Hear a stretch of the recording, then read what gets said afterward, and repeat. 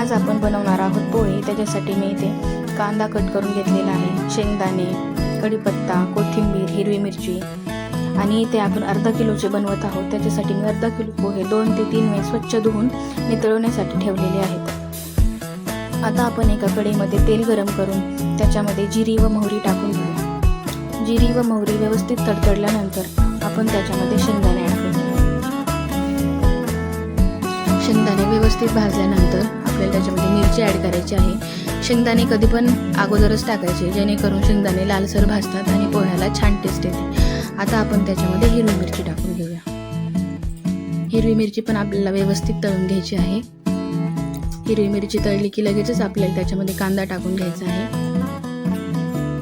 हे सर्व जास्त पण नाही भाजायचं, थोडंच भाजायचं आहे। कांदा जास्त लालसर भाजल्यानंतर पोह्यात कडसर लागतो, त्याच्यामुळे कांदा जास्त भाजायचा नाही। आणि आपण लगेच त्याच्यामध्ये कढीपत्ता टाकून घेऊया। कढीपत्ता, कांदा व सर्व व्यवस्थित भाजल्यानंतर आता आपण त्याच्यामध्ये पोहे टाकून घेऊया। त्याच्यामध्ये आपण चवीनुसार मीठ टाकून घेऊया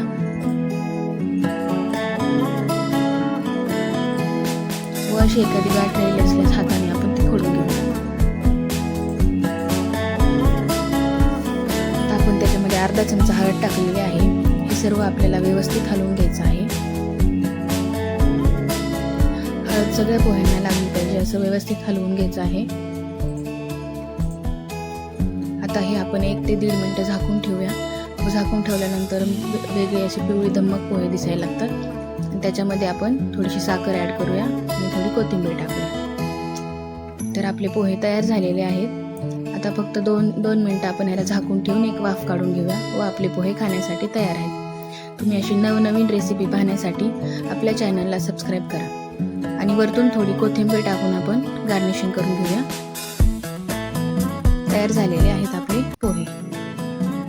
धन्यवाद।